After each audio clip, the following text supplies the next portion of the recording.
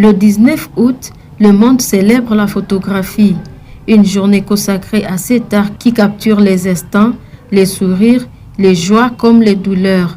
À Beni, nous avons rencontré Ketia Kasolene, une jeune passionnée qui a choisi l'objectif pour raconter la vie. Native de Goma, Ketia Kasolene vit à Beni, finaliste en attente du résultat de son diplôme d'État en section scientifique. Comment elle s'est retrouvée dans la photographie? Elle nous en parle. J'ai juste fait une formation de 3 mois, juste 3 mois. Et à l'école secondaire, qu'est-ce que tu avais fait? J'avais choisi la section scientifique. J'ai pas trouvé d'autre moyen parce que j'avais des amis photographes. Alors je me suis dit que peut-être si j'y allais, j'allais trouver. Il y a quelqu'un une photographe qui t'avait inspiré? Elle s'appelle Pamela. Pamela? C'est Toulouse. Pamela Toulouse. Elle est de Goma, mais elle fait des voyages, des expos. Sa formation en photographie durant 3 mois n'était pas facile car elle l'a fait étant élève, a-t-elle souligné. Elle s'adaptait petit à petit malgré certaines difficultés.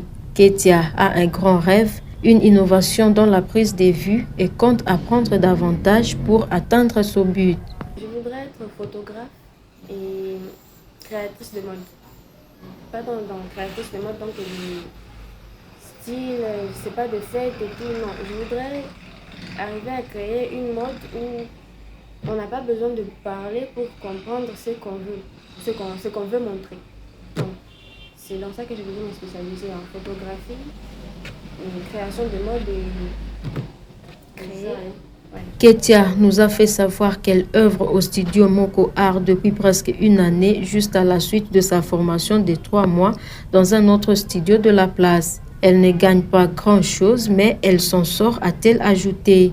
Parmi ses activités journalières, Ketia Kasolene fait la photographie au studio et quelquefois descend sur terrain.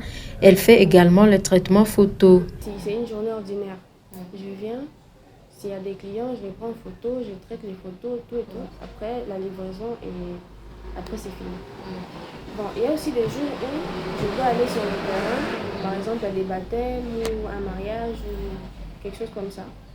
J'y vais, je prends les photos et puis je reviens, je fais l'édition des photos et ensuite la rendu. Elle rappelle aux jeunes filles que la photographie n'est pas seulement pour les hommes. Bon, je pense que chacun devrait se lancer dans ce que, même si ça a l'air dur ou que c'est seulement pour les hommes, il faut toujours se lancer. Parce que le monde tel que moi je le vois, je ne veux pas que dans le futur, on prenne toujours les femmes comme sous-hommes. Je voudrais qu'on accepte l'émancipation et que les filles aussi mettent cette idée dans la tête. En cette 15e édition de la Journée mondiale de la photographie, l'histoire de Ketia Kasolene illustre la passion et la détermination d'une jeunesse qui rêve en images et construit l'avenir un cliché après l'autre.